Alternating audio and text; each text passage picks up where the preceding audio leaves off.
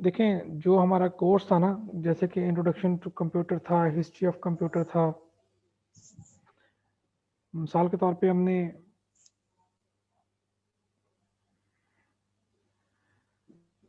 आपके पास course contents हैं ना जी।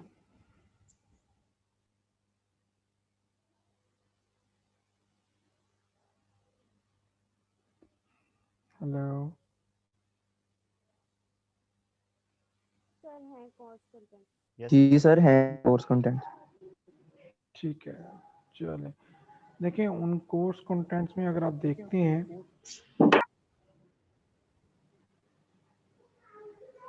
तो आपने डेटा, इंफॉर्मेशन, कैरेक्टरिस्टिक्स, ठीक है, उसके बाद इम्पैक्ट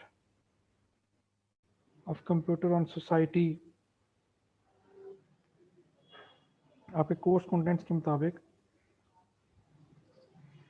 ठीक है, इसके पॉजिटिव इम्पैक्ट क्या होते हैं, नेगेटिव इम्पैक्ट क्या होते हैं, हु यूज़ कंप्यूटर, यानी कि कौन कौन से डिपार्टमेंट हैं जो कि कंप्यूटर यूज़ करते हैं, इसकी क्या है हिस्ट्री ऑफ कंप्यूटर्स में हमने मुख्तलिफ साइंटिस्ट के बारे में पढ़ा था, जिसमें हमने बैकर्स को पढ़ा है, जॉन नेपियर बोन्स को पढ़ा है, ठीक है, और स्लाइड रोलर पढ़ा है, पास्कलाइन पढ़ा है, यानी कि मुख्तलिफ साइंटिस्ट को पढ़ा है। हिस्ट्री जैसा कि हमने पढ़ी है इसकी। उसके बाद हमने इसमें आपकी जनरेशन ऑफ कंप्यूटर्स भी हमने देखा है। जनरेशन के बाद हमने इसमें आपके पास क्लासिफिकेशन को भी हमने डिस्कस किया था, ठीक है। Excuse me sir. जी सर वो जो आपने स्लाइड्स भेजी थी ना, तो वो आपने किसी और की भेजनी है हमें, हमारी कोर्स की नहीं स्लाइड्स नहीं। क्या मतलब है? सर वो 301 है कोई CS जो कोर्स नेम है, तो उसमें इंट्रोडक्शन टू कंप्यूटर वगैरह है, रैम वगैरह और ये चीज़ें हैं। नहीं नहीं ठीक है सर, ठीक है मैं देख लूँगा। देखा रन टाइम पे आप देख रहे हो, ठीक है। नहीं टाइप्स सर। ऑफ कंप्यूटर हमने पढ़नी थी, जी सर जी। यानी कि ये चीज़ें। इसके साथ साथ पैरेलल हमने जो है माइक्रोसॉफ्ट वर्ड को हमने देखना था, ठीक है। आई सर्टनली बिलीव कि आप लोगों को वर्ड काफ़ी सारा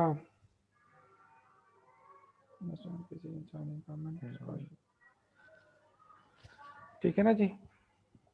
तो टाइप ऑफ कंप्यूटर तक हमने कर लिए। इसके बाद हमारा जो टॉपिक आता है, यानी कि अगर आप इसको कोर्स कंटेंट्स की प्रीव्यू में देखते हैं तो इसमें हमारी तकरीबन कुछ चीज़ें कवर हो चुकी हैं। बाकी हम with the passage of time हम इसको साथ में करते जाएंगे। और दूसरी ये कि अगर सपोज इसमें कोई चीज़ मिस भी हो जाती है तो वो अगर मिस होती है तो वो आपको पेपर में नहीं आएगी। फिर पेपर आपके कंसेंट से ही बनेगा कि जो कोर्स आपने पढ़ा होगा, ये नहीं होगा कि जी आपने पढ़ा नहीं है कोर्स में आगे। तो इसलिए आपने इस चीज़ की फिक्र नहीं करनी, जो पढ़ा है उसको आपने अच्छे तरीके से तैयार करना है, ठीक है। लास्ट टाइम मैंने आपको मेरे ख्याल कुछ बैड लग ये रही है कि यार हमारा कुछ ना टाइम की एडजस्टमेंट नहीं हो सकी। आपका प्रैक्टिकल मेरी ठीक है कि जब आप फिजिकल क्लासेस हुई थी तो फिजिकल क्लासेस में आपको प्रैक्टिकल करवाने का हमारा था कि प्रोग्राम का। सर जी वालेकुम सलाम बेटे। सर जो स्लाइड्स आपने भेजी है वो हमारी नहीं है, उसमें कोई जनरेशन वगैरह नहीं है, वो किसी और कोड की है।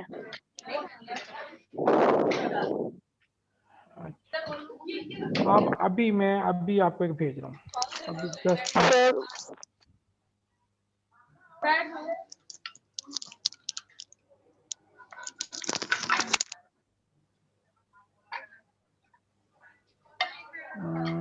हाँ अपना ज़रा व्हाट्सएप चेक करें अभी।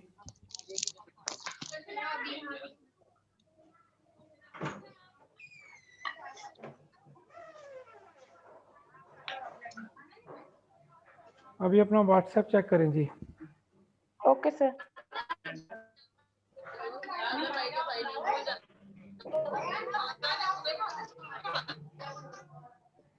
ये आवाज़ें क्यों इतनी ज़्यादा आ रही हैं आपकी? हम्म?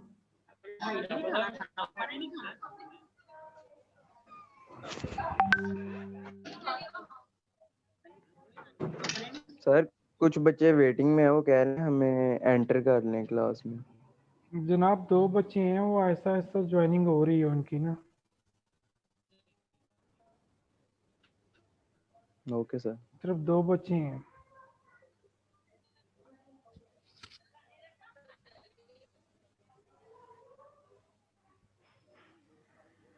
ठीक है जी। हाँ जी, व्हाट्सएप के ग्रुप में आपने देखा पीपीटी आ गई है। जी सर, डाउनलोड हो रही है।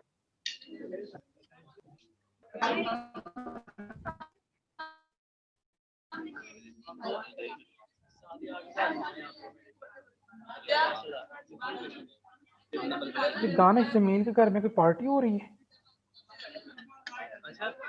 ये दानिश जमील जो है, ऐसे कि अपना कम से कम माइक तो बंद करे ना।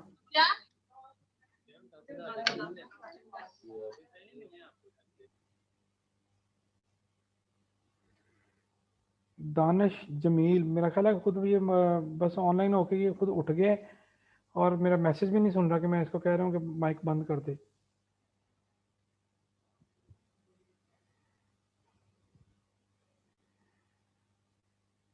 अच्छा जी।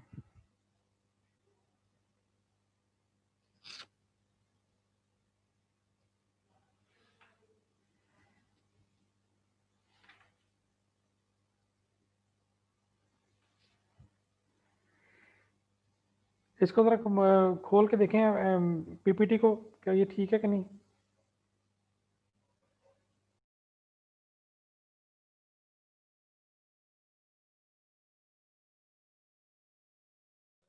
जी सर जी, जी ये सर, ठीक है। ये हमारी स्लाइड में है।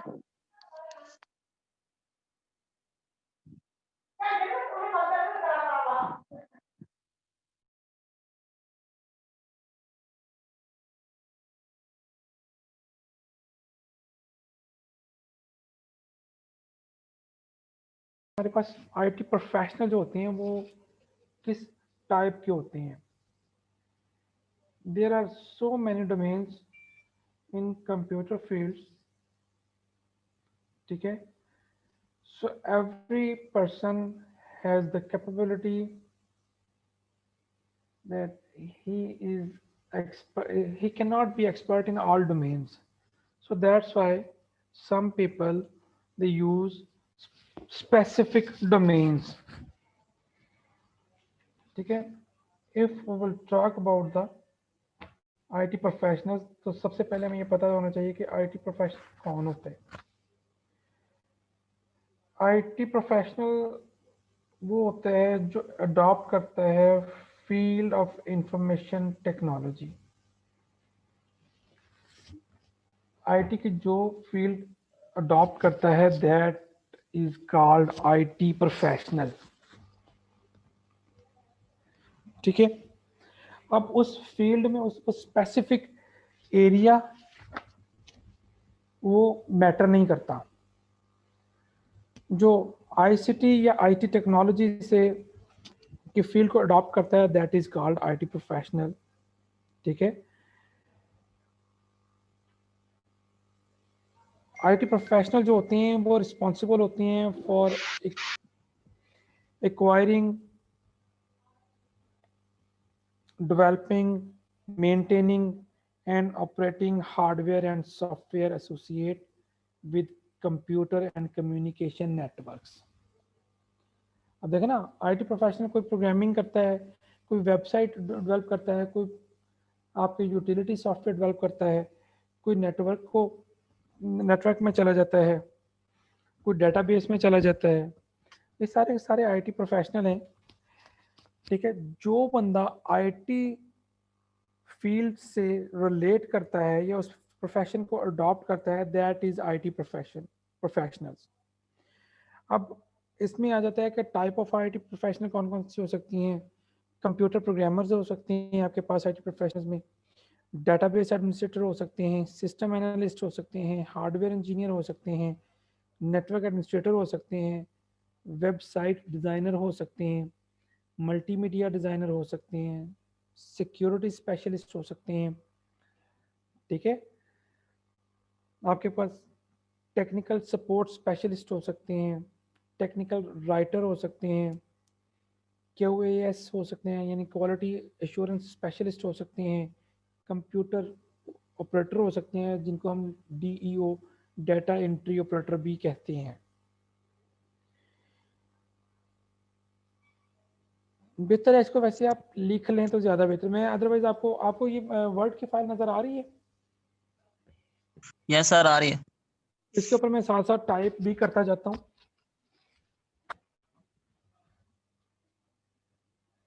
सबसे पहले तो आपके पास IT प्रोफेशनल्स,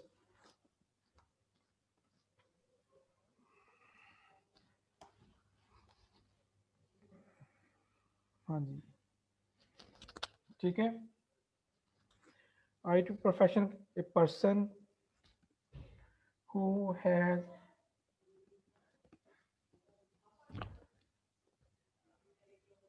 FEI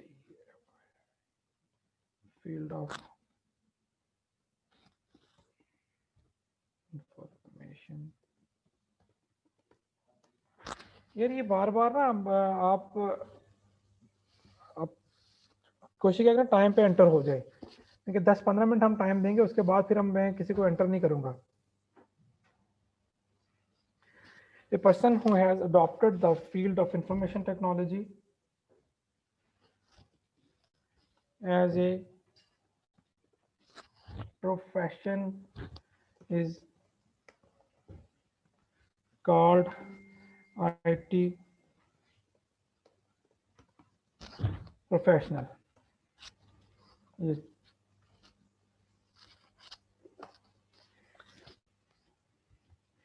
उसके बाद आता है टाइप्स ऑफ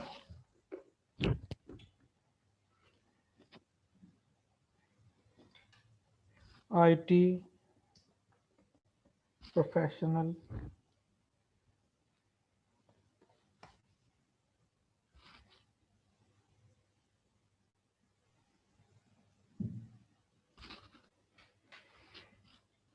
नंबर 1 है जी आपके पास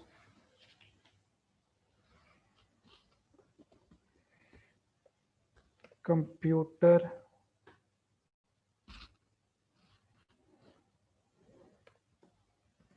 प्रोग्रामर,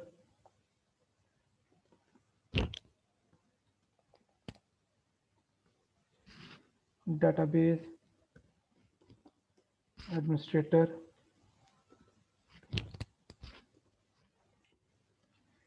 analyst,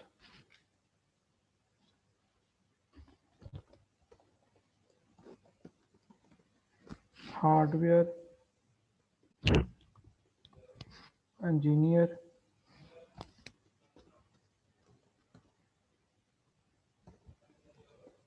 administrator,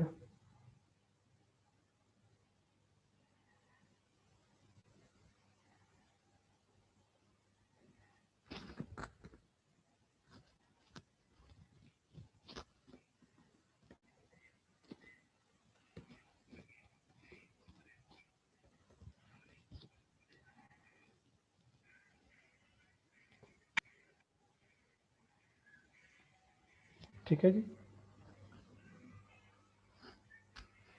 उसके बाद है जी आपके पास वेबसाइट डिजाइनर,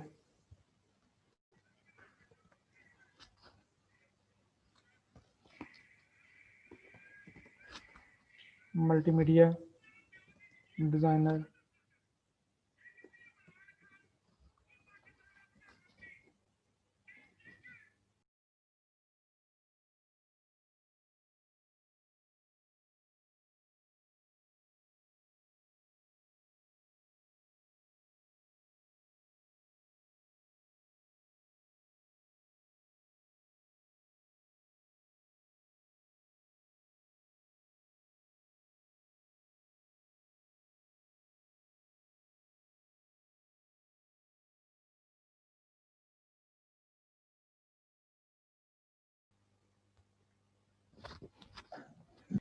हाँ जी, सिक्योरिटी स्पेशलिस्ट हो गए जी।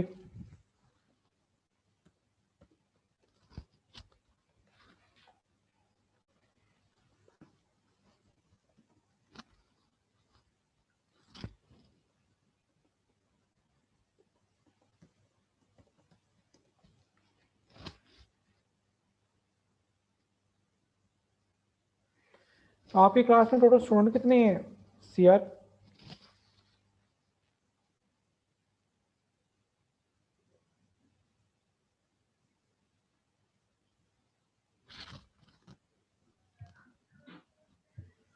आपकी क्लास में टोटल स्टूडेंट कितने हैं? सर 2 सर शायद सेक्शन इकट्ठे बैठे 100 हुए के हैं। करीब हैं। जी सर। अच्छा चलो ठीक है,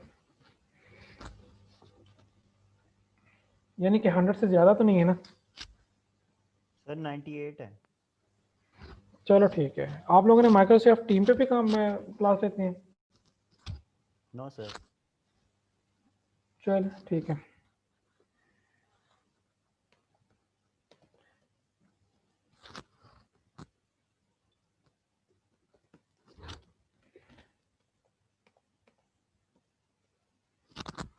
टेक्निकल राइटर,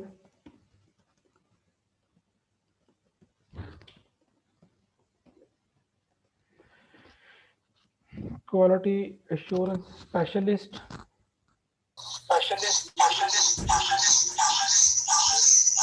ये फरहान साहब आप पागल हो गए हैं? वीडियो भी ऑन की हुई है और माइक भी ऑन किया हुआ है। आप खैरियत है? वीडियो तो बंद करें अपनी।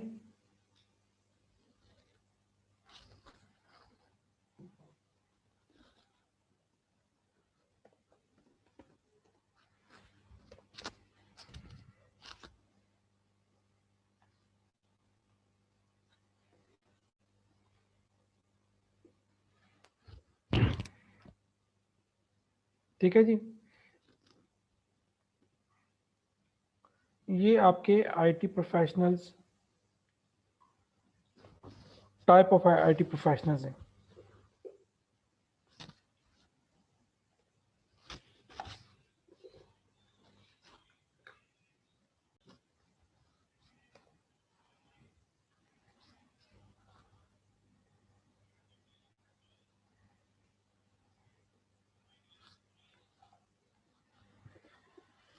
हाँ जी,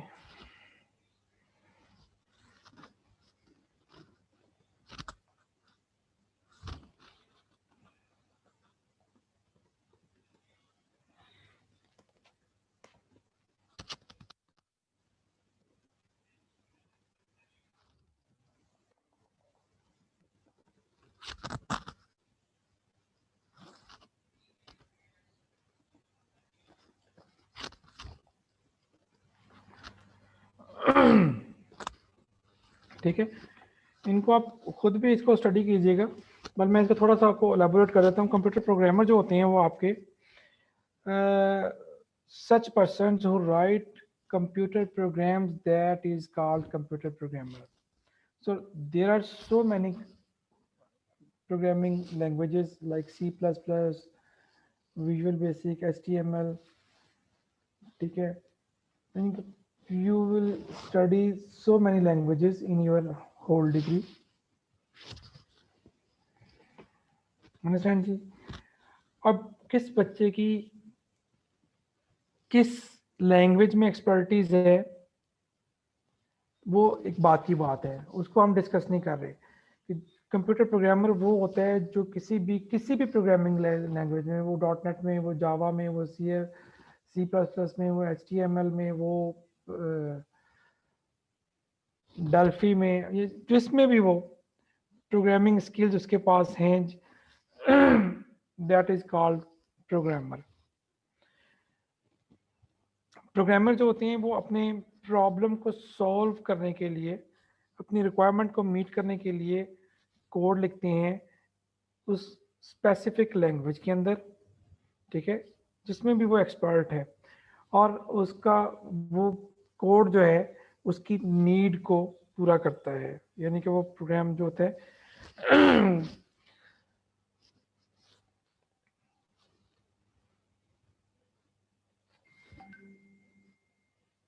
उसके बाद हमारे पास आता है जी डेटाबेस एडमिनिस्ट्रेटर। डेटाबेस एडमिनिस्ट्रेटर जब हमने सर्वर्स की टाइप पढ़ी थी तो उसमें हमने कहा था कि सर्वर आपके पास इस किस्म के होते हैं, एक नेटवर्क एडमिनिस्ट्रेटर होता है, डेटाबेस एडमिनिस्ट्रेटर होता है, वेब एडमिनिस्ट्रेटर होता है, ठीक है। तो ये डिफरेंट फील्ड्स हैं डेटाबेस एडमिनिस्ट्रेटर, जो कि आपके database administrator is a person who design, develop, implement and maintain the database. ठीक है। जैसे कि आपका ऑनलाइन एडमिशन हुआ है, ऑनलाइन एडमिशन आप यूज़र थे, आपने यूज़र एंड के ऊपर अपनी रिक्वायरमेंट जो थी, जो जो यूनिवर्सिटी ने आपसे डिमांड की हैं, वो आपने उनको अवेल कर दी हैं, अपनी इंफॉर्मेशन दे दी है, अपने क्रेडेंशियल दे दिए, अपने CNIC, अपना नाम, अपने फादर का नाम, अपना एड्रेस, अपने मेट्रो के मार्क्स, अपने FSC पार्ट 1 के मार्क्स, आपने जो जो रिक्वायरमेंट यूनिवर्सिटी ने आपसे डिमांड की थी वो आपने उनको दे दी हैं। लेकिन वो रिक्वायरमेंट आपने ऐसे नहीं कि वर्ड की फाइल में लिख के उनको आपने यूनिवर्सिटी को या ईमेल कर दी या वर्ड की फाइल में भेज दी, ऐसा नहीं था। वो आपको एक सिस्टम दिया गया था जिसको हम ऑनलाइन सिस्टम कहते हैं। उस सिस्टम को एक बंदा जो उसमें उस रिकॉर्ड को मेंटेन कर रहा था, वो था डेटाबेस एडमिनिस्ट्रेटर, जो कि आपके सबका डाटा कलेक्ट कर रहा है, और डाटा कलेक्ट करने के बाद आपकी रिपोर्टिंग करता है, आपकी डाटा को सॉर्ट आउट करता है। 5 मिनट का वक्फा ले लीजिए, अजान हो जाए ज़रा।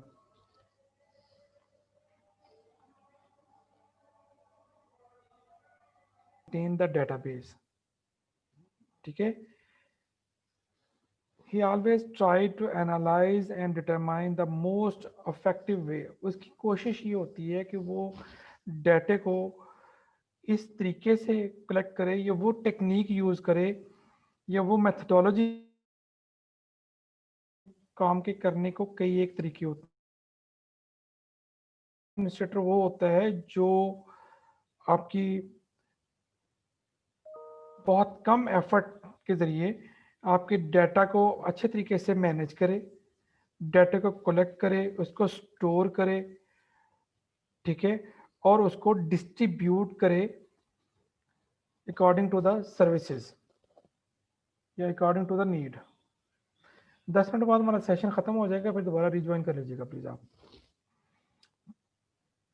ठीक हो गया। यानी कि ये इसकी रिस्पॉन्सिबिलिटी होती है। मिसाल के तौर पे इसकी एक छोटी सी एग्जांपल ये हो सकती है कि अगर आप जब ऑनलाइन अपने डॉक्यूमेंट सबमिट करवा रहे होते हैं, तो उस वक्त आप मिसाल के तौर पे किसी बंदे ने लॉगिन किया और लॉगिन करने के बाद वो भूल गया या उसने उसको इग्नोर कर दिया, वो कहता जी चलो मैं बाद में कर लूँगा, थोड़ी देर बाद कर लूँगा, आधे घंटे बाद कर लूँगा, तो उसका जो सेशन ओपन हुआ है, तो डेटाबेस एडमिनिस्ट्रेटर या वेब डेवलपर का जो काम है, उसने देखना है कि यार ये बंदे ने सेशन ओपन कर दिया है, उसके बाद इसने सेशन को क्लोज नहीं किया। अच्छा, वो बंदा उठ गया है, उसने अपना कंप्यूटर बंद कर दिया है, लेकिन सिस्टम यही भी कह रहा है कि वो बंदा कंप्यूटर पे बैठा हुआ है, उसका सेशन अभी ऑन है। इस तरह के सिनेरियो में क्या होता है कि आपके सेशन बहुत ज़्यादा, यानी कि जो है वो आपकी जगह भी कंज्यूम कर रहा होता है, वो आपकी सर्विसेज भी कंज्यूम कर रहा होता है। इवन कि जो यूज़ करने वाला बंदा है उसको पता ही नहीं है कि यार कब वो तो आराम से सोया हुआ है, लेकिन उसका कंप्यूटर, उसने सुबह को लॉगिन ज़रूर किया था, लॉगिन करने के बाद वो कंप्यूटर जो है ना उसने उसको यूज़ नहीं किया, या उसको कंप्यूटर को बंद कर दिया विदाउट लॉग ऑफ, तो वो उसकी सर्विसेज जो है वो चूँकि यूटिलाइज हो रही हैं, तो वो सम टाइम जो आपका सर्वर है वो फिर आपको रिस्पॉन्ड नहीं करता। जो बंदे काम करना भी चाहते हैं वो रिस्पॉन्ड नहीं करना उनको करता, क्योंकि वो कहते हैं कि यार टू मैनी रिक्वेस्ट जो है ना वो जनरेट हो चुकी हैं। तो जो बंदा जिसने ओपन किया था सुबह को, वो तो अपनी आराम से वो सो रहा है, आराम कर रहा है, लेकिन उसको ये नहीं पता कि उसका सिस्टम जो है वो ऑटोमेटिक जो है वो एक बर्डन क्रिएट कर रहा है सिस्टम के ऊपर। तो डेटाबेस एडमिनिस्ट्रेटर का काम है कि उसने इसकी अपने डाटा के डिस्ट्रीब्यूशन को मेंटेन करना है, अपने डाटा को स्टोर कैसे करना है, उसको मैनेज कैसे करना है, ठीक है, और उसकी एक्सेस जो है उसको इफेक्टिव बनाना है, कि यानी कि फास्ट एक्सेस हो। ये नहीं हो कि जी एक बंदे ने अगर कोई डाटा सर्च करना है या उसी को अगर रिपोर्ट्स बनानी पड़ती हैं, मिसाल के तौर पे अब आपकी यूनिवर्सिटी के अंदर पूरे पाकिस्तान से बच्चे इनरोल हो रहे हैं, कुछ डेवलप्ड सिटी से हैं, कुछ अंडर डेवलप्ड सिटी से भी हैं, तो उसमें ये होता है कि हमारे पास जब गवर्नमेंट की पॉलिसीज आती हैं कि यार हमें वो ये बताएं कि जी जो जंग के बच्चे या बुरे वाला के बच्चे कितने आए हैं, ताकि हम अगर वहाँ पे के बच्चों की तादाद बहुत ज़्यादा है तो हम क्यों ना उनको इतनी दूर आना पड़ता है, हम वहाँ पे एक यूनिवर्सिटी ही बना दें। ठीक है ना, इस तरह के डिसीजन गवर्नमेंट ने लेने होते हैं, वो आपके डाटा की बेस पे लेने होते हैं। अब डाटाबेस एडमिनिस्ट्रेटर को पता नहीं कि यार मैं उसको ये पता कि मेरे पास 30,000 या 40,000 बच्चों ने अप्लाई जरूर किया है, लेकिन ये नहीं पता कि इसको कहाँ कहाँ के बच्चों ने अप्लाई किया है, तो ये उसका फेलियर है।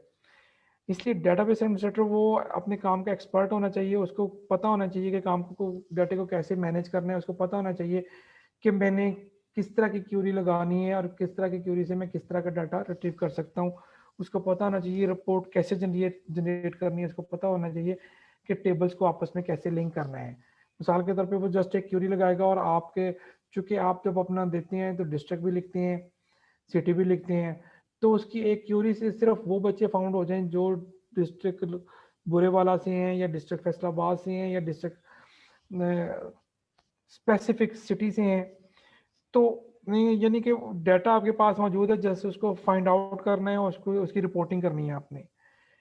उसके बाद होता है सिस्टम एनालिस्ट। सिस्टम एनालिस्ट होता है वो analyse the data processing requirement करता है।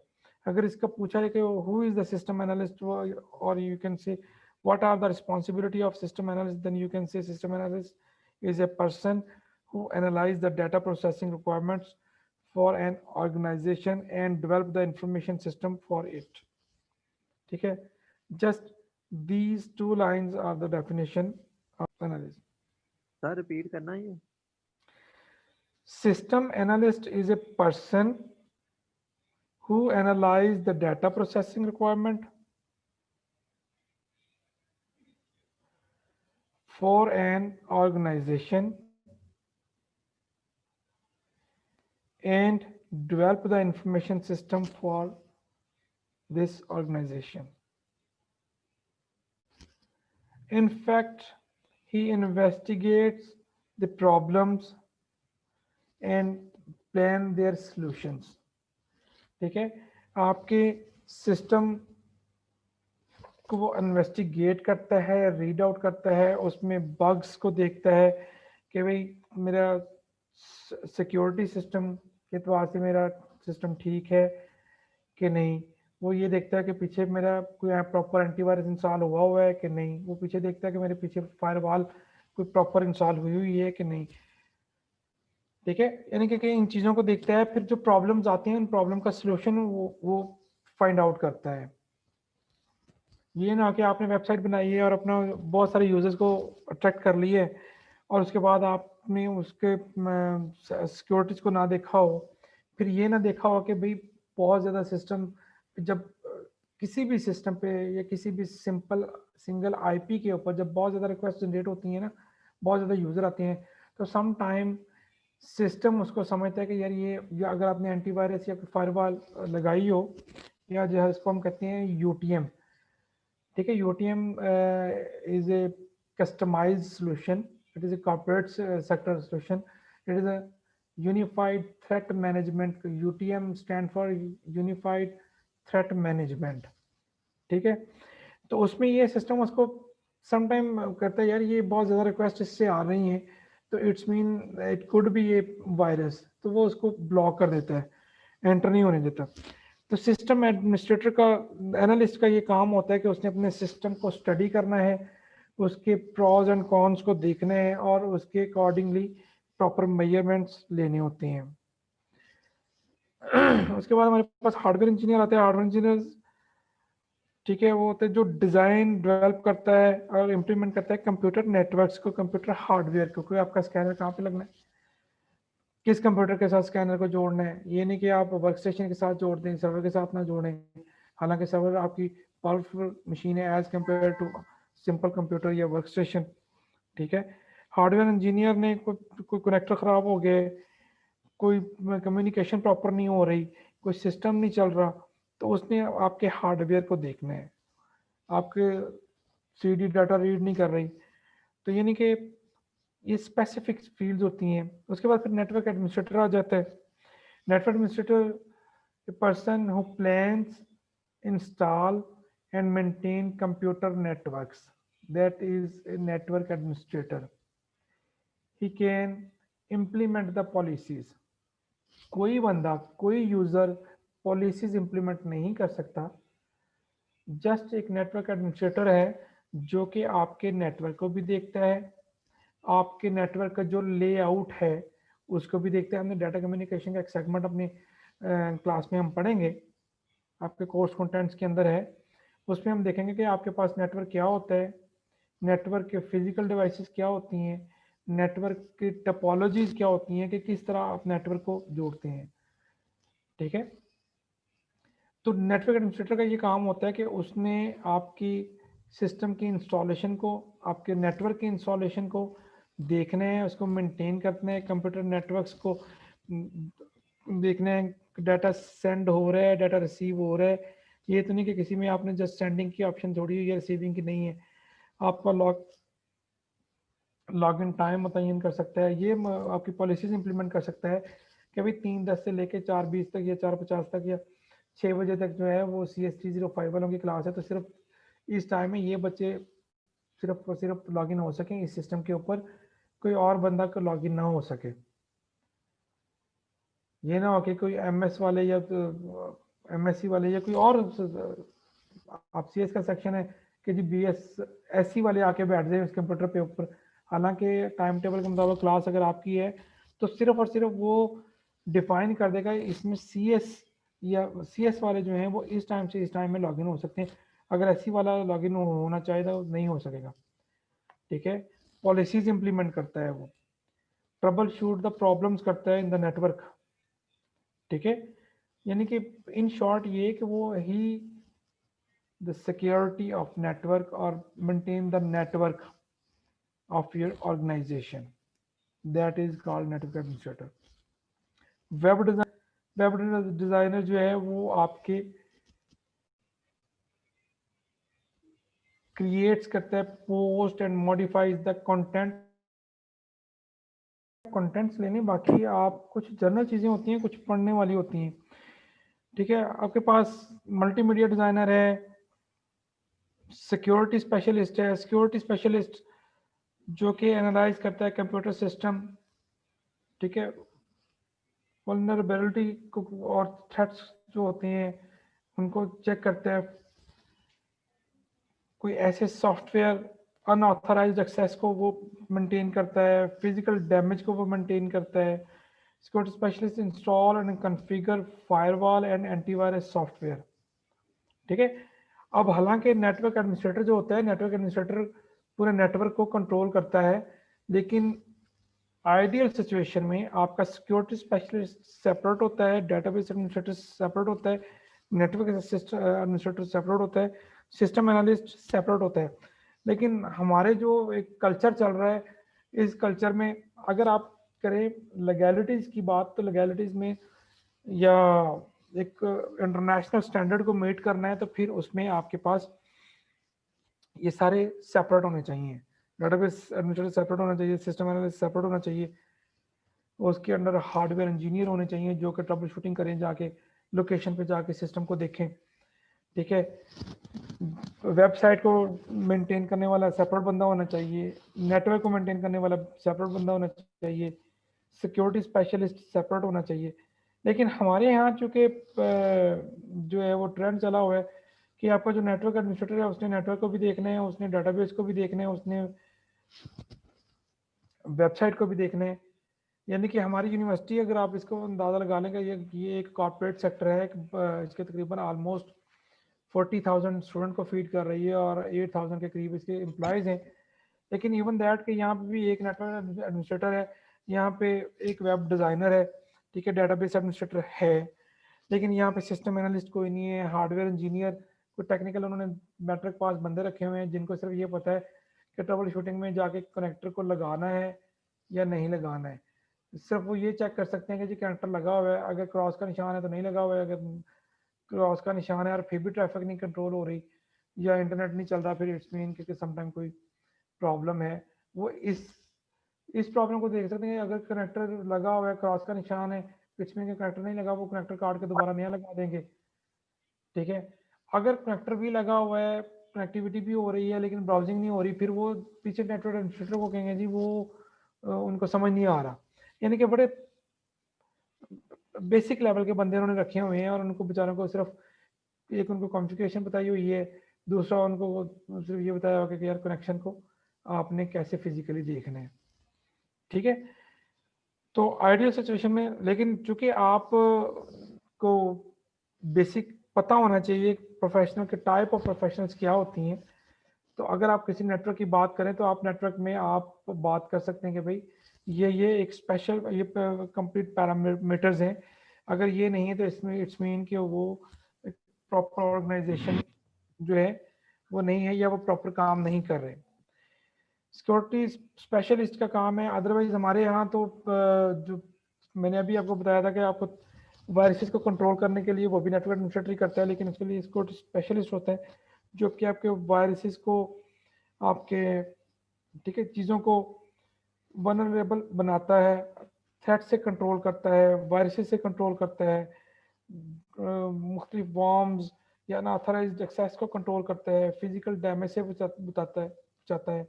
मिसाल के तौर पे फिजिकल डैमेज, अब आप सोचेंगे फिजिकल डैमेज कैसे हो जाता है, जैसे कि कुछ वायरसेस ऐसे होते हैं जो कि आपके सिस्टम पे अटैक आपके मदरबोर्ड को बंद कर देंगे। ठीक है, तो इस तरह की एक्टिविटी से इस तरह के, जैसे कि एक वायरस का नाम है चेरनोबिल रूसी रिएक्टर। ये वायरस क्या करता था कि ये 1998 के करीब 2098 के करीब ऑलमोस्ट जो है ना 2000 या ऑलमोस्ट 2000 के करीब ये 99 या 2000 के करीब ये इंट्रोड्यूस हुआ था। तो ये करता क्या कहता है, ये आपके सिस्टम पे जब आप अटैक करता था तो आपके सिस्टम के अंदर आपकी एक तो बायोस कोड आता था, दूसरा आपकी सी ड्राइव के अंदर जितना भी डाटा था तो उसको डैमेज कर देते थे। इसलिए ये रिकमेंडेड है, आईटी प्रोफेशनल रिकमेंड करते हैं कि आप अपनी कभी भी सी ड्राइव के ऊपर अपना डाटा जो है ना रखें, अपना C drive just for operating system use करें, और बाकी जो अपना, क्योंकि डाटा इंपॉर्टेंट होता है, ऑपरेटिंग सिस्टम एक दफ़ा डिलीट हो जाएगा दोबारा डिलीट आप इंस्टॉल कर लेंगे, हार्डवेयर ख़राब हो जाएगा आप नया ले लेंगे। डाटा की एक ऐसी चीज़ होती है या इतनी कीमती चीज़ होती है कि आपने आपका डाटा जो होता है वो बड़ा कीमती होता है। हो सकता है कि आपने 10 साल पहले डाटा किसी से कलेक्ट किया हो, ठीक है, या डाटा इतना इंपॉर्टेंट होकर दोबारा उसकी कॉपी, उसकी ट्रू कॉपी ना आपने रखी हो। तो असल कीमत डाटा की होती है, हार्डवेयर की एक कीमत होती है, डाटा की कोई कीमत नहीं होती। डाटा की इंपॉर्टेंस होती है, कम या ज़्यादा हो सकता है, लेकिन कीमत आपकी हार्डवेयर की होती है कि यार ये 5,000 का या 500 का है। इसलिए डाटा को मोर सिक्योर करना पड़ता है आपको। जब मोर सिक्योर करने की बात आती है तो फिर आप वो रिकमेंड करते हैं कि आप इसको सी ड्राइव पे अपना डाटा ना रखें, इसको DEF पे रखें, या जो भी आपकी एक्सटेंडेड ड्राइव्स होती हैं। एक प्राइमरी ड्राइव होती है, प्राइमरी ड्राइव आपकी सी ड्राइव होती है, दूसरी जो एक्सटेंडेड ड्राइव्स होती हैं उनके ऊपर आपने डाटा को रखना होता है, मैनेज करना होता है। मिसाल के तौर पे आप डी को डॉक्यूमेंट कह सकते हैं, ई को सॉफ्टवेयर कह सकते हैं, एफ को मल्टीमीडिया कह सकते हैं, या अगर सी डी है, 2-3 ड्राइव है, तो आप उनको उनकी बाइफर्केशन इस तरह कर सकते हैं, सी के साथ के अंदर ऑपरेटिंग सिस्टम है, डी में डिफरेंट फोल्डर बना सकते हैं, डॉक्यूमेंट का फोल्डर, सॉफ्टवेयर का फोल्डर, मल्टीमीडिया का फोल्डर। डॉक्यूमेंट में आपके ऑफिशियल डॉक्यूमेंट्स होंगे, सॉफ्टवेयर में आपके जितने भी सॉफ्टवेयर इंस्टॉल होने वाले हैं वो होंगे। मल्टीमीडिया तीसरा फोल्डर होगा, मल्टीमीडिया के अंदर आपकी वीडियोस, आपके ऑडियोज, सॉन्ग्स, फंक्शंस, कुछ भी इस तरह की चीज़ें, एंटरटेनमेंट की चीज़ें हो सकती हैं। ये डाटा मैनेजमेंट का हिस्सा होता है। तो इस बंदे ने, सिक्योरिटी स्पेशलिस्ट ने, इसने आपके पास इंस्टॉल करनी होती है, कॉन्फ़िगर करनी होती है फायरवॉल्स, एंटीवायरस, ये सारा इसका काम होता है। अगर कोई यूटीएम है तो यूटीएम को इंस्टॉल करना है, उसने इसको देखना है कि किस तरह का डाटा उसको इन करवाना है, किस तरह के डाटा को इन ब्लॉक करना है। ठीक हो गया। यानी कि अगर सिक्योरिटी स्पेशलिस्ट भी काम करता है तो वो साथ नेटवर्क एडमिनिस्ट्रेटर को उठा के फिर वो करता है कि यार ये मैं चीज़ें करने लगा हूँ, आपको बताएं मुझे कि किस किस्म की ट्रैफिक का आपने कंट्रोल करनी है, किस किस्म की ट्रैफिक को एब्नॉक्शियस ट्रैफिक कंसिडर करवाना है। ठीक है, टेक्निकल राइटर होता है, क्वालिटी एश्योरेंस स्पेशलिस्ट होता है जो कि क्वालिटी को इंश्योर करता है। हेलो, जी सर। जी जी बोलें, क्योंकि पूछना चाहता है कुछ। सर मैंने पूछना था कि ये स्लाइड्स आपके पास हैं, हमें मिलेंगी प्रॉपर डिफाइन की हुई? बेटे मैं तो देखें, मैंने जी आपको सर। पहले बताया है कि ये चीजें बहुत सारी चीजें आपको मिल जाएंगी, बहुत सारी चीजें नहीं भी मिलेंगी। ठीक सर। क्योंकि कुछ चीजें हमारे एक्सपीरियंस से होती हैं। मिसाल के तौर पे मैंने आईटी में काम किया है, तो मुझे पता है कि वहाँ पे क्या सिस्टम है, मुझे पता है कि वहाँ पे जी कौन जी कौन सी सर। चीजें इंस्टॉल हैं। मैं उनका रेफरेंस भी आपको देता हूँ। मुझे पता है कुछ चीजें मैंने जो अपनी प्रोफेशनल लाइफ में सीखी हैं, उनका एक्सपीरियंस भी मैं आपके साथ शेयर करता हूँ। देखिए, जी जी। मैंने आपको सपोज बता दिया कि टाइप ऑफ आईटी प्रोफेशनल्स हैं, तो इट्स मीन के ये कैटेगरीज हैं उसकी। इसको जी आप जहाँ से मर्जी पढ़ लें, ठीक है सर। ठीक है। ठीक है सर। कुछ चीजें कॉमन सेंस की हैं। कंप्यूटर प्रोग्रामर कौन था जो प्रोग्रामिंग करता है, कंप्यूटर ऑपरेटर कौन है जो कंप्यूटर को यूज करता है, यस। ठीक है ना। ठीक उसकी है। रिस्पॉन्सिबिलिटी होती है कि उसकी लास्ट में, जैसे कि कंप्यूटर ऑपरेटर मैंने लिखा हुआ है, तो कंप्यूटर की रिस्पॉन्सिबिलिटी ये नहीं है कि उसने नेटवर्क को भी देखना है, जी उसने कंप्यूटर को चलाना है, उसने कंप्यूटर के ऊपर डाटा एंट्री करनी है, ठीक है। वो बेसिक से प्रॉब्लम तो देख सकता है कि कंप्यूटर को ऑन कैसे करना है, ऑफ कैसे करना है, कोई पावर नहीं आ रही है, क्या मसला आ रहा है। लेकिन अगर वो डाटा कम्युनिकेट नहीं कर रहा तो फिर उसका काम नहीं है, क्योंकि उसके पास एक्सेस नहीं है।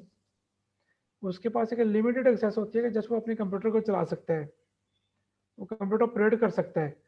लेकिन आपने डाटाबेस के अंदर कोई डाटा जा रहा है, डाटा नहीं जा रहा है, डाटा रिट्रीव हो रहा है, डाटा, तो ये चीज़ें कंप्यूटर ऑपरेटर ने नहीं देखनी होती, ठीक है सर।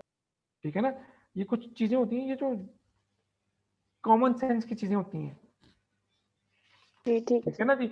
उसमें ये है कि कंप्यूटर के जाहिर है कि पॉजिटिव इम्पैक्ट भी होते हैं, नेगेटिव इम्पैक्ट भी होते हैं, इनको भी आपने देखना है, ठीक है ना। कंप्यूटर जो है उसका एक वाइटल इम्पैक्ट ऑन सोसाइटी के ऊपर, ठीक है। इसने way of life he change कर दी है, ठीक है। जी अब आप देखें ना कि अब हम बात करें इम्पैक्ट की। जी सर। What are the impact of computer in on society.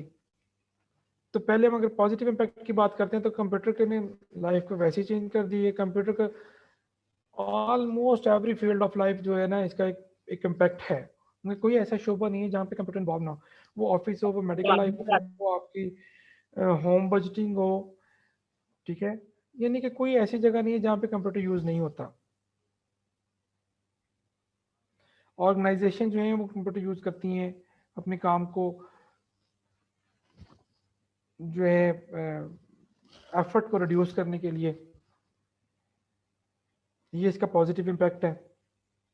आपका घंटों वाला काम मिनटों में हो जाता है, ये इसका पॉजिटिव इम्पैक्ट है। आपको फिजिकली किसी पे जाना नहीं पड़ता, जाके मैसेज कम्युनिकेट नहीं करना पड़ता। आप वहीं बैठे बैठे आप आईटी टेक्नोलॉजी को यूज़ करते हुए अपने, आप व्हाट्सएप के ज़रिए, आप MSN मैसेंजर के ज़रिए, आप याहू मैसेंजर के ज़रिए, मुख्तलिफ आपके पास चैनल है,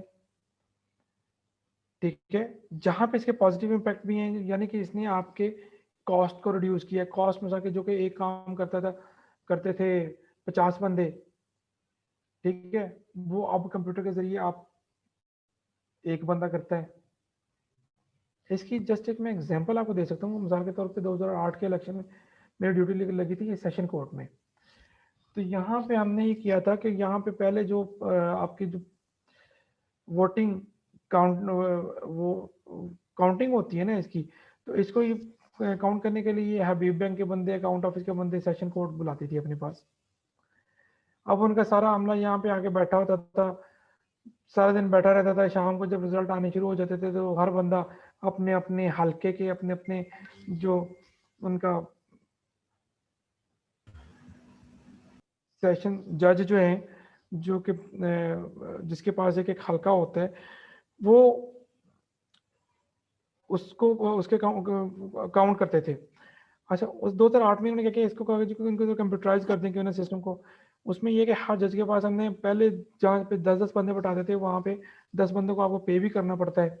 वहाँ पे उन्होंने एक एक कंप्यूटर को ऑपरेटर बैठा दिए, ठीक है। तो वो जस्ट डाटा फीड करता रहता था, उसकी ऑटोमेटिक, उसके ऑटो सम के वो निकलते रहते थे। छोटा सा प्रोग्राम उनको बना के दे दिया था हमने। तो यानी कहने का मतलब ये है कि कंप्यूटर ने, जहाँ पे हम आप वहाँ पे 10-20 या 50 बंदों को बुलाते थे और बुला के उनसे वो काम करवाते थे, वो कंप्यूटर ने की मदद से आसान हो गया, तेज़ हो गया, एक्यूरेसी उसमें ज़्यादा हो गई। और उनकी लेबर कॉस्ट जो है वो कम हो गई।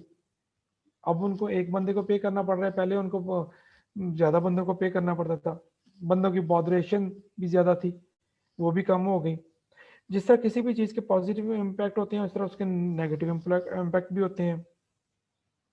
अनएम्प्लॉयमेंट बढ़ गई नेगेटिव इम्पैक्ट में, डिसएडवांटेजेस भी कह सकते हैं, डिसएडवांटेजेस ऑफ कंप्यूटर भी है ये, ठीक है। इसमें सर अगर ये जी जी सर ये यूजर पे डिपेंड करता है ना कि वो नेगेटिव यूज करे या पॉजिटिव। यस, लेकिन अगर आपको थ्योरेटिकली कहीं पे क्वेश्चन आ जाता है या कहीं पे बात ही करनी पड़ जाती है तो कम से कम आप बता तो सकते हैं,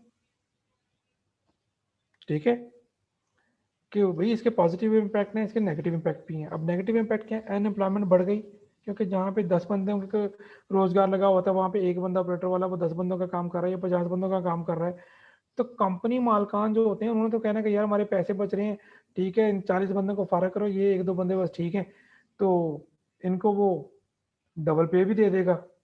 लेकिन 40 बंदों की पे उसने बचाई भी तो है ना। अब उससे क्या हुआ कि बेरोजगारी बढ़ गई है। अब जो बेरोजगारी जिनकी बढ़ी है वो क्या कर रहे हैं, वो जाहिर है कि विले तो नहीं बैठेंगे, वो कुछ ना कुछ तो उन्होंने करना ही है। तो वो फिर अगर कोई जॉब है उनको ट्रेंड करे, उनकी कैपेसिटी बिल्डिंग करे, otherwise they could be harmful for your society. Wastage of time and energy है, ठीक है। नो डाउट के पॉजिटिव इसके इस्तेमाल से हम काम भी करते हैं, लेकिन इसमें हम, अब आपने देखा है टिकटॉक पे कितने बच्चे टाइम ज़ाया करते हैं, गेम्स कितने बच्चे खेलते हैं। तो इस तरह इसने माशरे में जहाँ पे अच्छी चीज़ें लेके आए वहाँ पे बुरी चीज़ें भी हैं।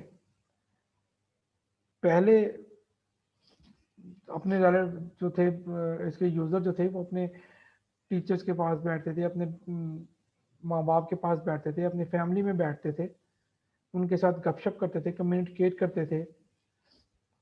अब ये है कि हर बंदा अपने ही कंप्यूटर पे लगा हुआ है। एक कमरे में अगर बैठे हुए हैं तो एक कमरे में जो है हर बंदा, हर फैमिली मेंबर अपने अपने कंप्यूटर के साथ लगा हुआ है,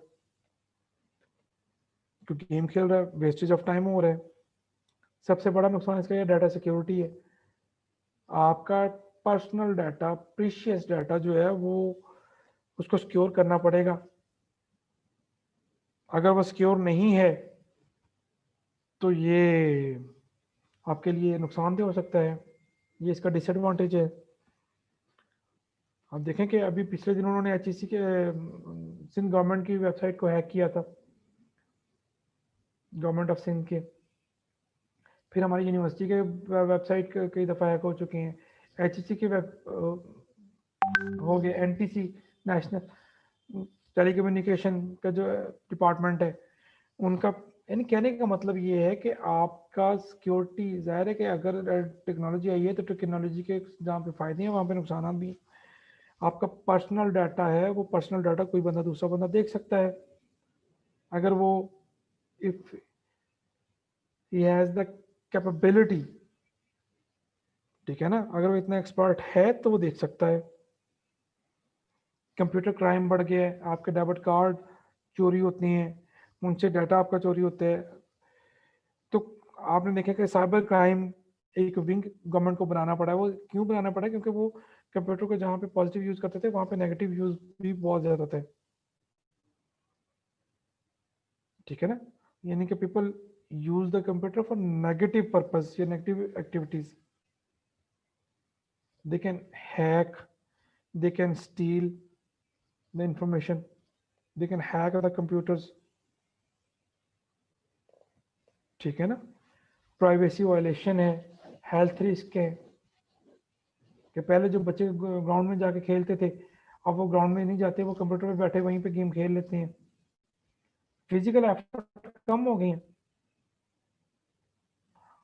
अब छोटे बच्चे होते हैं उनकी आंखों पे चश्मा लगा होता है। पहले कोई एक देखें, जो मेडिकल साइंस है, मेडिकल साइंस कहती है कि आपकी 40 ईयर के बाद आपकी जो है ना आई साइट वीक होना शुरू होती है। अब आप 12 साल के बच्चे, 15 साल के बच्चे, 20 साल के बच्चे जो हैं आपकी क्लास में, बहुत सारे बच्चों के क्लासेस लगे होंगे। कहने का मतलब ये है कि ये चीज़ें जो हैं ये अफेक्ट करती हैं, जो जहाँ पे पॉजिटिव इम्पैक्ट है वहाँ पे नेगेटिव इम्पैक्ट भी है। ठीक है ना जी। कंप्यूटर यूज कहाँ करता है, हु यूज द कंप्यूटर? ठीक है, कंप्यूटर होम में यूज होता है, use of computer at home, use of computer in education. ठीक है ना, कंप्यूटर जो है एजुकेशन में अगर यूज करते हैं होता है। होम में आप क्या कर सकते हैं मिसाल के तौर पे जी, होम में आप बहुत सारे काम कर सकते हैं, एंटरटेनमेंट करते हैं, इंफॉर्मेशन करते हैं, चैटिंग करते हैं इसके जरिए, कंप्यूटर गेम्स खेलते हैं, इवन के होम बजट बनाते हैं आप इसके ऊपर। अगर एजुकेशन की बात करें कि एजुकेशन में कंप्यूटर यूज करता होता है, तो एजुकेशन में आप क्या क्या चीज़ें सपोज कर सकते हैं? सबसे बड़ा फायदा जो इस वक्त हम कर रहे हैं, ठीक है, इसमें कंप्यूटर बेस्ड ट्रेनिंग होती है, सीबीटी इसको कहते हैं।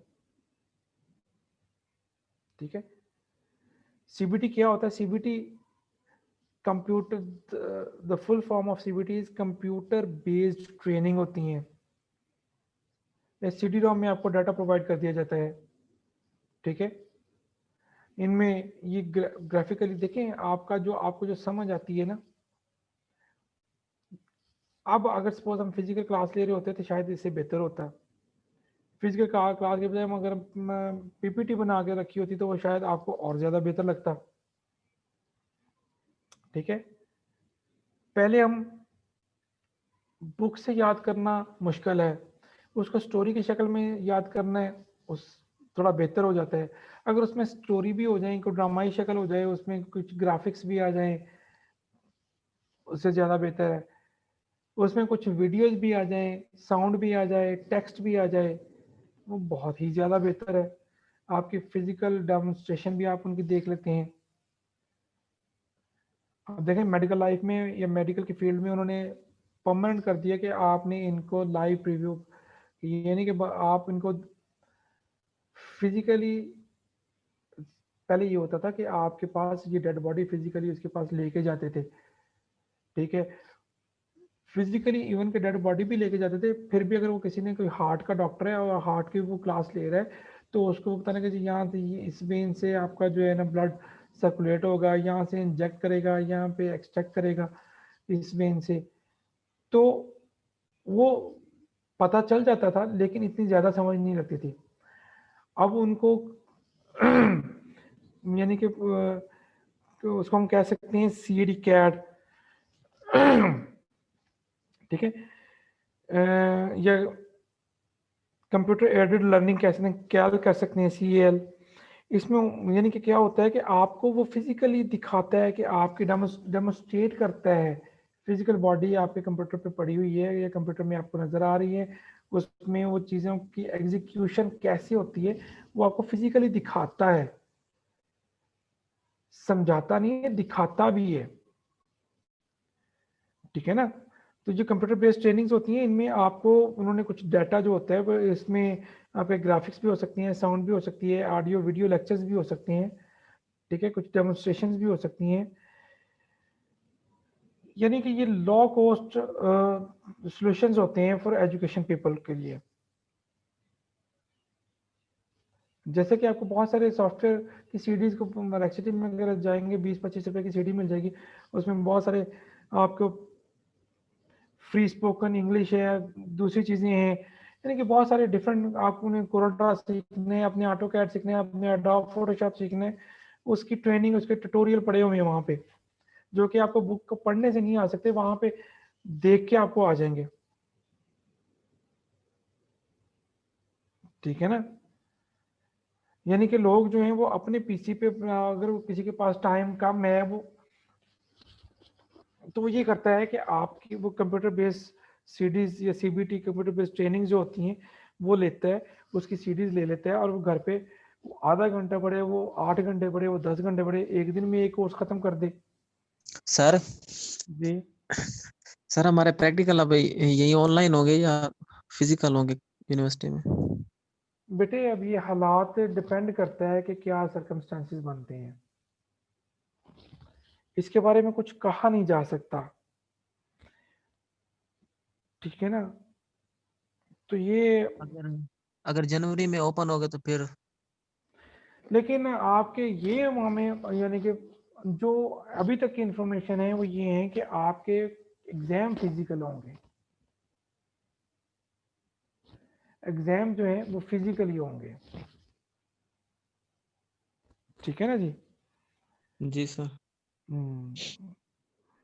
तो बाकी बहरहाल इसको सेमेस्टर में तो आपके सिर्फ एक कंप्यूटर ही है जिसकी आपके होने हैं, और उसमें भी प्रैक्टिकल जो है ना वो सिर्फ वर्ड एक्सेल पावर पॉइंट का ही है, क्योंकि जिस दिन आपके साथ इंटरेक्शन हुआ तो मैंने महसूस किया कि आपके बच्चों को वर्ड एक्सेल पावर पॉइंट काफ़ी हद तक आता है, नहीं कि उनका चीज़ों का पता ना हो, लेकिन उनको यूज़ करना आता है कि कैसे यूज़ करते हैं, ठीक है। जी बिल्कुल। कुछ चीज़ें होंगी हम जो उनको हम देख लेंगे, जैसे कि डिफरेंट पेज नंबरिंग कैसे करनी है, मेल मर्ज कैसे करना है, ठीक है ना, इनको कस्टमाइज कैसे करना है, कुछ चीज़ें हम थोड़ा सा उसको गो थ्रू हो जाएंगे उसके ऊपर।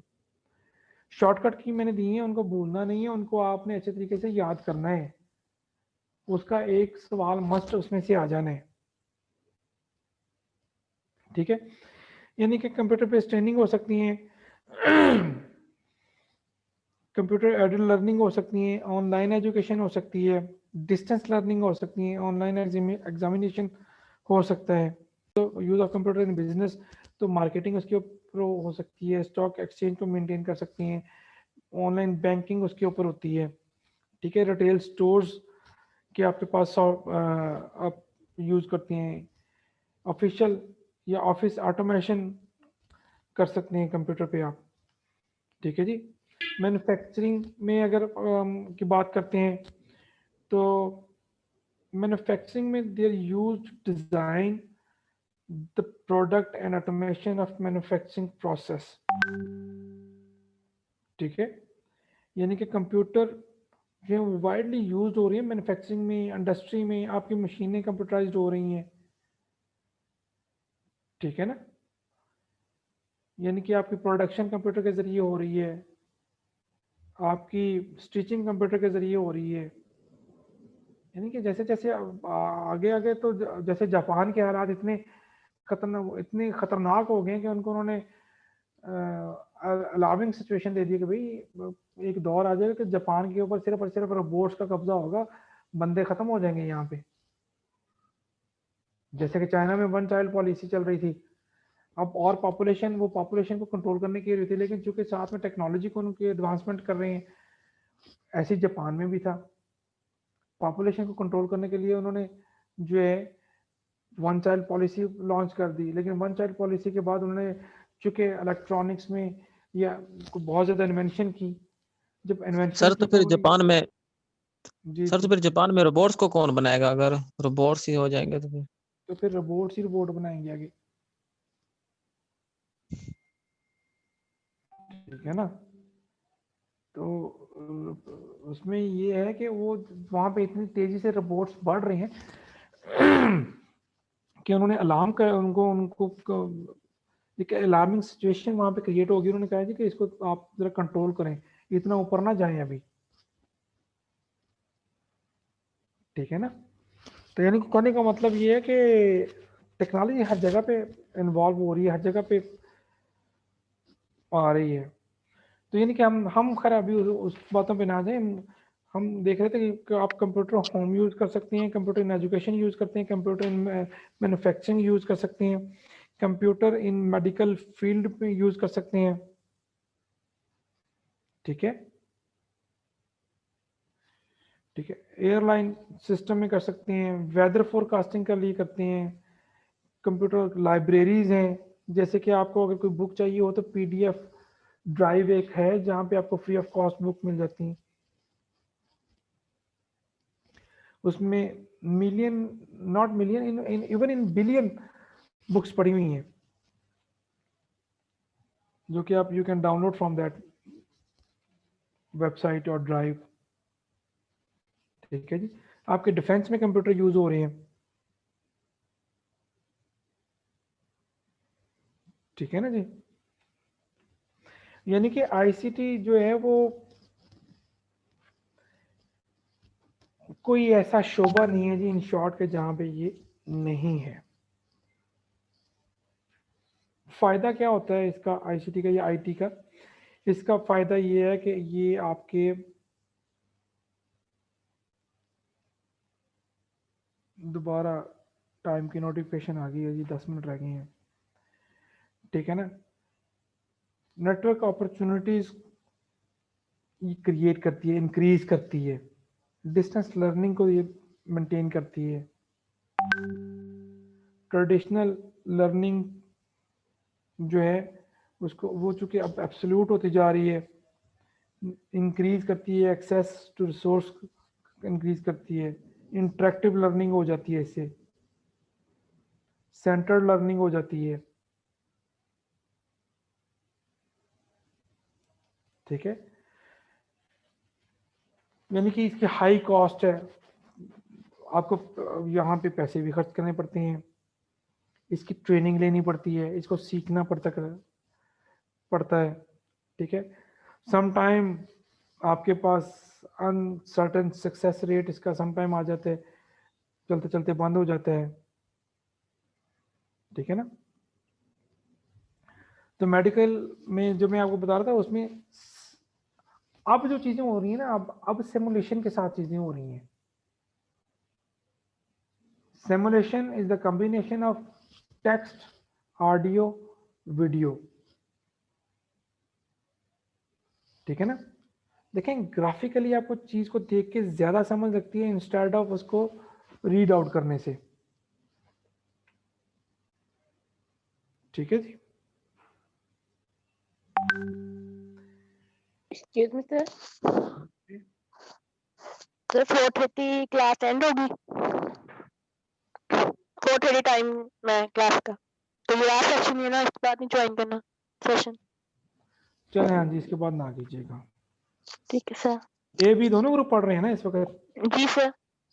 चलें फिर ना कीजिएगा, अगर क्लास लेनी है तो पढ़ते रहें, बेशक मुझे कोई इतराज नहीं है। नहीं सर, टाइम पूरा हो गया, 4:30 तक था। सर जी बेटे, सर ये प्रोग्रामिंग हमें किस सेमेस्टर में जाकर सिखाई जाएगी? ये जनाब आपके नेक्स्ट सेमेस्टर से आपको प्रोग्रामिंग शुरू हो जाएगी। तो ये सर ऑल सेमेस्टर तक चलेगी साथ साथ? ये जनाब ऑल सेमेस्टर चलेगी आपकी ऑलमोस्ट। किसी जी जी बोले, हाँ जी बोले। सर इसमें कौन कौन सी लैंग्वेजेस हमें सिखाई जाएंगी? बेटे आपको जब कोई कोर्स जब पढ़ाया जाता है ना, तो सबसे पहले आपको कोर्स कंटेंट्स दिए जाते हैं।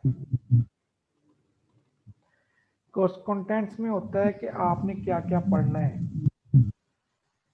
यानी कि अब मैं चले आपको विजुअल, आपको .NET पे भी काम करवाया जाएगा, आपको PHP पे भी काम कराया जाएगा, आपको HTML में भी काम करवाया जाएगा, आपके C++ में। C++ तो आपके नेक्स्ट सेमेस्टर में स्टार्ट हो जाएगी ना। आपको नेक्स्ट सेमेस्टर में आपके प्रोग्रामिंग के ही ऑलमोस्ट ज़्यादा कोर्सेज होंगे, ओके सर। ठीक है ना। सर ठीक आप है। बात कर रहे थे कि रोबोट वगैरह, सर ये आर्टिफिशियल इंटेलिजेंस में बनते हैं?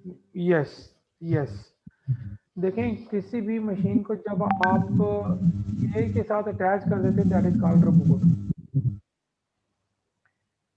तो सर हाँ इंटेलिजेंस में भी प्रोग्रामिंग इस्तेमाल होती है? बेटे, प्रोग्रामिंग कोई ऐसा शोबा नहीं है जहाँ पे ना होती हो। देखें आपका एक मैथ, एक प्रोग्रामिंग स्किल्स, ये दो चीजें आपको किसी भी फील्ड में काम करना है बड़ी जरूरी है। इनको उसके बाद फिर इसको काम करने के, इन दोनों चीजों को जब आपके पास ये दोनों चीजें होती है, उसके बाद फिर आपने अपनी एक सोच डेवलप करनी है कि आपने नए आइडियाज को कैसे जनरेट करवाना है। समझ गए ना।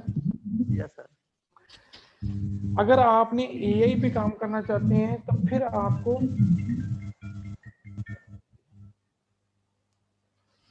एक मिनट जरा होल्ड करेंगे आप, 1 सेकंड के लिए प्लीज। ओके सर, आप बता रहे थे कि अगर AI पर काम करना चाहते हैं तो अगर एआई पे काम करना चाहते हैं फिर अपने मैथ को और प्रोग्रामिंग स्किल्स को लाजमी रखें।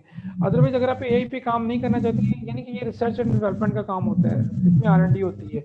अगर आप इसमें नहीं जाना चाहते फिर आप डाटाबेस को ले लें, आप ओरेकल को ले लें, आप जावा को ले लें, वेब प्रोग्रामिंग को ले लें, फिर इस तरह की फील्ड में चले जाएं आप। पर अगर हम इसके लिए इसमें जाना चाहते हैं एआई में तो कहाँ हम्म, से स्टार्ट? देखिए जी एआई जो होती है ना, स्टार्ट ये होती है कि आपकी प्रोग्रामिंग स्किल्स और साथ में आपको आपके ना दूसरे सेमेस्टर में आपकी जो प्रोग्रामिंग लैंग्वेज शुरू हो जाएंगी ना, समझ लें कि आपकी अगले सेमेस्टर से प्रोग्रामिंग आपकी एआई स्टार्ट हो जानी है। अब एआई के बाद उसमें होता क्या है कि आप मिसाल के तौर पे आपने जब अपना बीएस के ऑनर एंड पे आप जब अपनी डिग्री कंप्लीट करेंगे ना, तो उसमें आपने फिर ये देखना है कि आपको क्या बात हो रही थी बोला। सर आप बता रहे हाँ थे कि जब हाँ, अपनी डिग्री उसमें देखिए प्रोग्रामिंग स्किल में ना, और जब आपने 8वें सेमेस्टर में जाना है तो उसमें एक प्रोजेक्ट बनाना है। प्रोजेक्ट आपका आपकी स्किल बेस्ड होगा कि आपने कौन सा प्रोग्राम बनाना है। मिसाल के तौर पे आप एक गाड़ी जस्ट बनाते हैं, मिसाल के तौर पे, तो वो आपकी प्रोग्रामिंग हो गई। अगर आप उस गाड़ी को कुछ सेंस भी देते हैं साथ में, सेंस से मुराद ये है कि भाई आगे उसके सेंसर लगा देने, आगे उसने खुद ही मुड़ना है, उसको ज़ाहिर प्रोग्राम भी करने हैं। फिर आप उनको रिकग्नाइज करवाना है कि यार ये खुद से इसकी कैपेबिलिटी हो कि ये खुद से सोचे कि यार मैंने राइट टर्न करना है या लेफ्ट करना है, या सेंसर उसको सेंस करवाएंगे कि भाई आगे कोई चीज़ पड़ी हुई है, ठीक है ना। तो आपने Yes. उसको देखना, उसमें ये है कि आपने उसको देखना है कि आपकी जो उसमें सेंस एबिलिटी कितनी है, और उसकी सेंस एबिलिटी को देखते हुए इन चीज़ों को या अपने एफर्ट्स को मिनिमाइज करना, ठीक है ना। मिसाल के तौर पे यार एग्रीकल्चर या हम ये ले लेते हैं कि आपके कैमरे लगे हुए हैं, कैमरा आपकी तस्वीर खींचता है, ठीक है, या आप ड्रोन के जरिए क्रॉप के ऊपर अपना ड्रोन चलाते हैं और उसमें वो तस्वीरें स्नैपिंग करता है, तस्वीरें खींचता है। तस्वीरें खींचने के बाद वो आपके सिस्टम को देता है, सिस्टम फिर आपकी फिर प्रोग्रामिंग स्किल पीछे देखी जाती है। आपका सिस्टम कहता है कि यार ये तस्वीर है, अगर इस तस्वीर में ये कुछ सिम्टम्स हैं, अगर ये सिम्टम्स हैं तो इसमें ये फॉल्ट है। आप क्रॉप की कल्टीवेशन भी कर सकते हैं, उसको डायग्नोस्टिक भी कर सकते हैं। उसमें ये कह सकते हैं कि यार इस क्रॉप में यहाँ पे या इन एरिया में ये फॉल्ट है या ये बीमारी लग रही है, उनका सोल्यूशन भी आप उनको दे सकते हैं। यानी कि ये सारी सारी सारी सारी एआई बेस्ड टेक्नोलॉजीज हैं ये, ठीक है ना। लेकिन ये एक दिन में नहीं आ जानी, एक सेमेस्टर में नहीं आ जानी, इसके लिए आपको बेसिक आपकी स्ट्रांग होनी चाहिए, ठीक है ना जी। बेसिक लाइक सर बेसिक आपके आपके पास पहले तो आपके पास देखें, जब आप प्रोग्रामिंग सीखते हैं आप अकेली प्रोग्रामिंग नहीं सीखते, आपको कोड को इम्प्लीमेंट करना नहीं सीखते, आप उस कोड को बेहतर तरीके से कैसे इम्प्लीमेंट करना है ये भी सीखते हैं। काम हो रहा है, हाथ से भी काम कर रहे हैं। कंप्यूटर का क्या फ़ायदा, अगर कंप्यूटर आपके एफर्ट को ज़्यादा कर दे फिर वो कंप्यूटराइज ना हुआ, फिर तो उस कंप्यूटर का फ़ायदा ही कोई नहीं। आपने उस ओके सर प्रोग्रामिंग स्किल्स में ये भी सोचना है कि चीज़ों को कि एफर्ट्स को मिनिमाइज कैसे किया जाए।